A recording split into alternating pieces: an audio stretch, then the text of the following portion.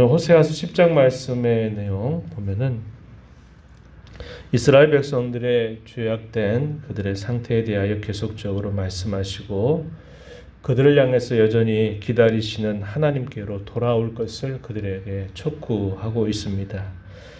하나님께 돌아오지 않게 될 때 그들에게 닥치게 될 징계가 무엇인가를 또다시 이곳에서도 말씀을 전달해 주고 있다는 것입니다. 이스라엘 백성들에 대한 하나의 비유가 앞부분에 소개가 되는데 1절 말씀에서 우리가 보면요. 열매 맺는 무성한 포도나무와 같다 이렇게 이야기를 합니다.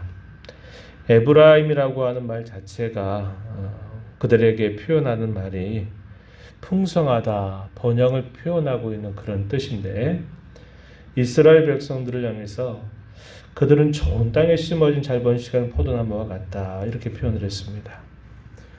선지서 가운데 이사야서 5장 1절로부터 7절에 보게 되면은 극상품 포도나무를 아주 좋은 땅을 마련을 해서 그곳에 있는 모든 불순물들을 다 제거해서 그 포도 열매가 아주 좋은 열매를 맺도록 하나님께서 마치 그 백성들을 돌보시는 것으로 비유를 베푸는 부분이 있습니다. 그런데 극상품 포도나무 아주 품종이 좋은 나무를 심어서 열매를 기다렸는데 정작 맺은 열매가 흔히 볼 수 있는 들포도 열매를 맺게 되는 것을 보면서 그들을 향해서 징계하시고자 하신 하나님의 마음을 보이신 바가 있기도 합니다. 여기에서도 이스라엘 백성들을 향해서 좋은 땅에 심어진 잘 번식하는 포도나무 이렇게 예를 들었습니다. 그만큼 하나님께서 그 백성들을 지극정성으로 그 백성들을 돌보셨다라는 것을 보여주죠. 그런데 그들이 열매가 많게 될수록 또 그들이 번영하게 될수록 어떤 일을 많이 했냐면 제단을 많이 만들고 또 그 제단에다가 주상, 거짓된 신들의 신상들을 만들어서 그것을 아름답게 꾸미는 일에 사용했다 이렇게 말합니다.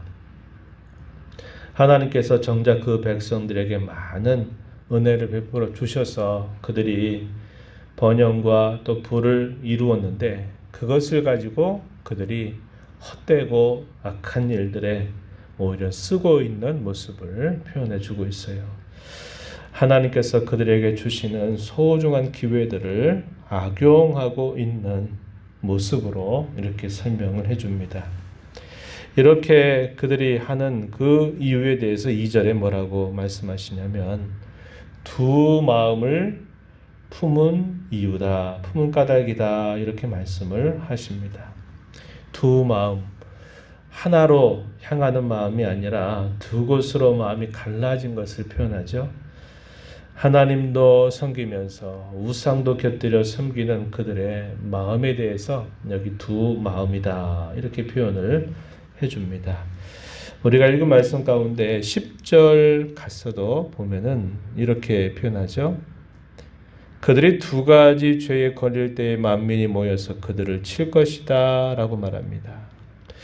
두 마음, 여기 10절에서는 두 가지 죄, 이것들은 한편으로는 하나님을 멸시하고 또 거짓된 이방의 신들을 섬기는 것을 두고 이렇게 표현하고 있다는 겁니다. 그들의 마음이 이렇게 두 곳으로 향하게 되니까 하나님께서 그들에게 정작 은혜를 주셔서 그들이 많은 열매를 먹고 번영을 누렸는데 그것을 가지고 악한 일에 기회를 악용하는 모습을 보였다고 이야기해주고 있어요. 그 결과 하나님께서 그들에게 벌을 내리실 것을 말씀을 하십니다. 어떻게 말씀하시냐면 2절 보면 그 제단을 쳐서 깨뜨리실 것이다. 그 주상을 다 허물어 버릴 것이다. 이렇게 말씀을 하십니다. 8절 앞부분에 가서도 보면은 그렇게 말씀하죠. 이스라엘의 죄 곧 아웬의 산당은 파괴되어 가시와 찔레가 그 제단 위에 날 것이다 이렇게 말합니다. 그 그 우상의 숭배로 인해서 그들에게 참으로 두려운 일이 닥치게 될 것이다 라고 역시 말씀하시는데 8절 그 하반절 보면은 요한계시록에서 이 말씀을 인용하고 있어요. 어떻게 주어지냐면 그때에 그들이 산더러 우리를 가리라 할 것이요 작은 산더러 우리 위에 무너지라 할 것이다 이렇게 말합니다.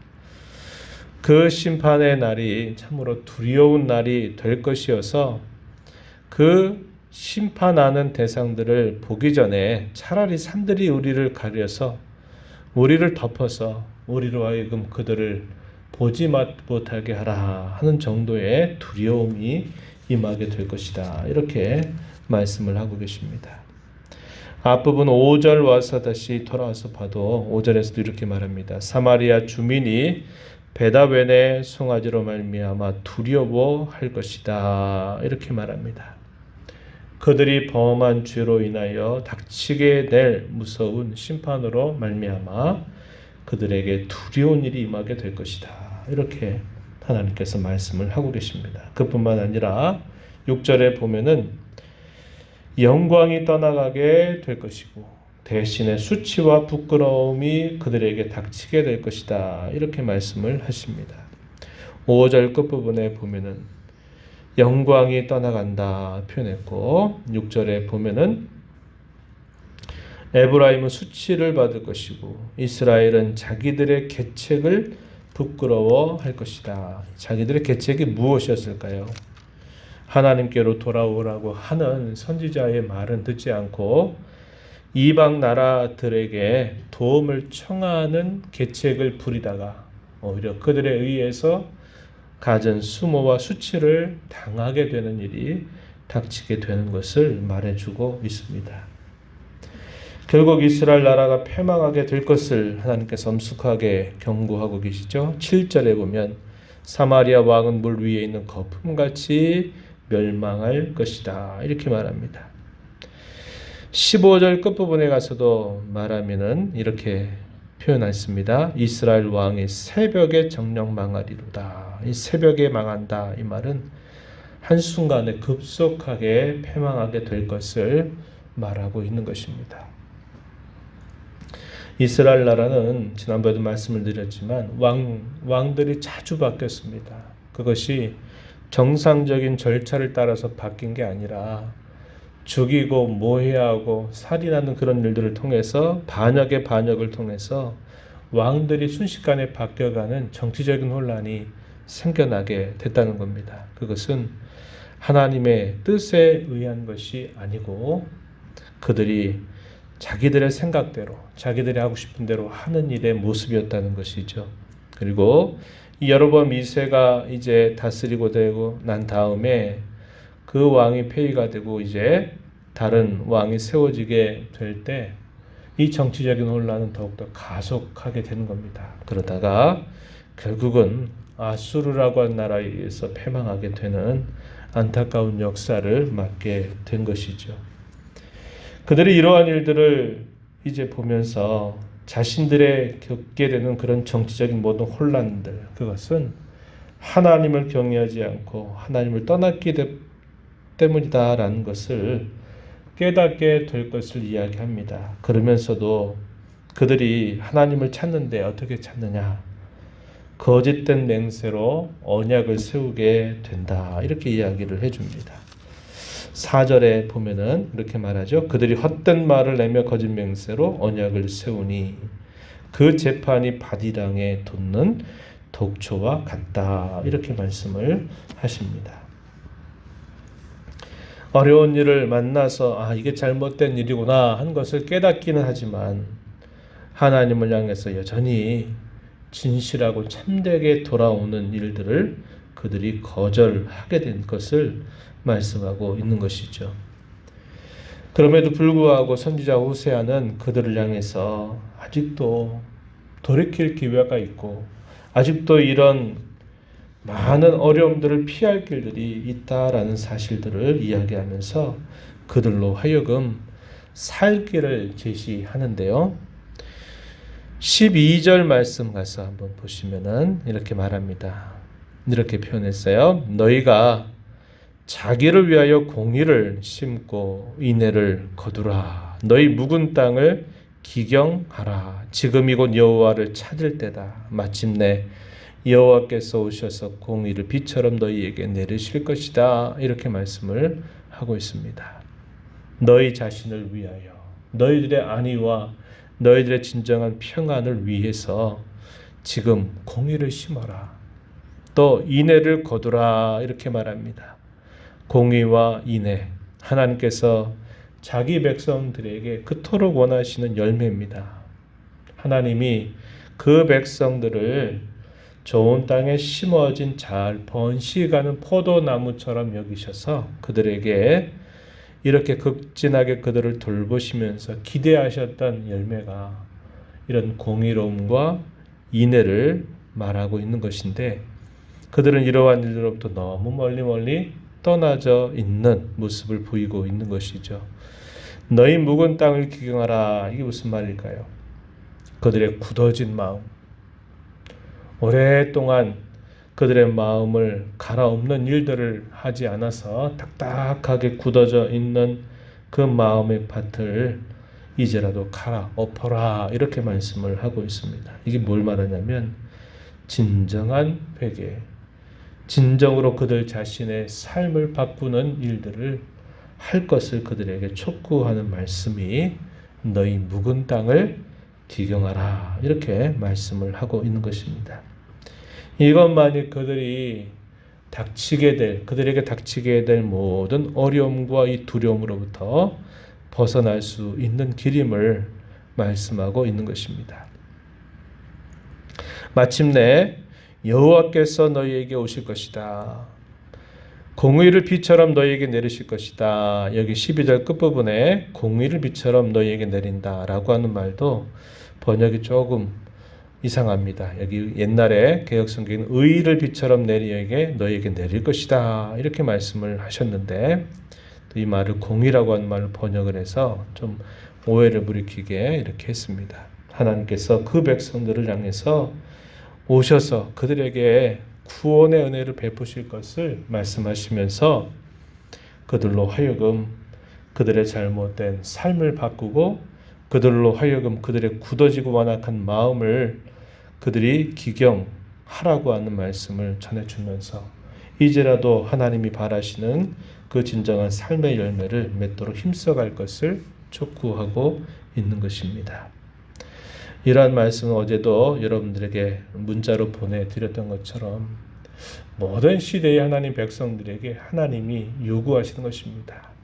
평안한 때를 살든지 어려운 때를 살든지 어떤 형편에 있든지 간에 하나님이 자기 백성된 모든 이들에게 하나님이 바라시는 것이 이것이다 라는 것을 우리는 배워야 하겠다는 겁니다. 우리의 마음을 부드럽고 온유한 마음으로 끊임없이 갈고 엎어서 늘 하나님 앞에 겸손한 마음, 순전한 마음을 가지고 살아가는 일, 저와 여러분이 살아가는 삶 속에서 공의와 인애를 잘 드러내는 삶을 살아가는 것은 하나님이 오늘을 살아가는 저와 여러분에게도 요구하시는 마음임을 우리가 잘 배워야 하겠다 하는 것입니다.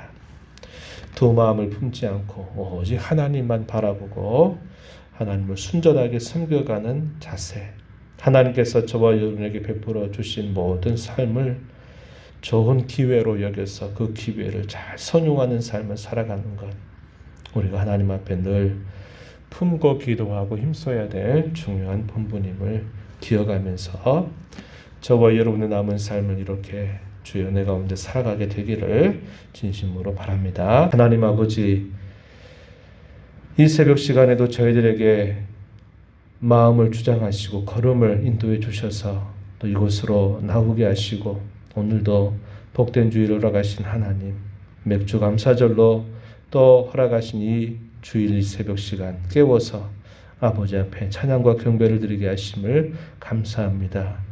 하나님께서 자기 백성들에게 주시는 하나님의 본심, 하나님이 정말 원하시는 것이 무엇인가를 이 오사의 말씀을 통해서 잘 알아듣게 하시고 잘 배워서 저희들이 남은 생애 가운데서 하나님을 참으로 중심에 모셔드리고 하나님을 순전하게 섬겨가는 저희들의 삶이 되도록 은혜 베풀어 주시옵소서. 두 마음을 품어서 한편으로 하나님을 향하여 부르면서도 또다시 거짓된 우상들을 섬겨가는 그들의 모습 속에 그들에게 주셨던 많은 기회들을 헛된 것에 사용하고 또 그들에게 그런 범죄에 대하여 하나님이 마침내 벌하실 것을 말씀함에도 불구하고 여전히 헛된 것을 의지하고 바라는 그 이스라엘 백성들의 모습을 살펴보았습니다. 오늘을 살아가는 저희들에게 하나님께서 늘 원하시고 바라시는 것, 공의를 심고 인애를 거두는 삶, 우리의 마음의 묵은 땅과 같이 굳어진 것을 갈아엎어서 늘 하나님 앞에 서는 그것을 하나님 원하심을 배웁니다. 이 말씀을 저희 마음에 잘 새겨서 남은 저희들의 삶 속에서도 하나님을 잘 섬겨가는 삶이 되도록 인도해 주옵소서. 은혜의 보호자 앞에 나와서 아버지의 은혜를 간절하게 구하는 모든 심령들의 간구에 귀를 기울여 주시며 은혜 내려 주시길 바라며 예수님 이름으로 기도하옵나이다. 아멘.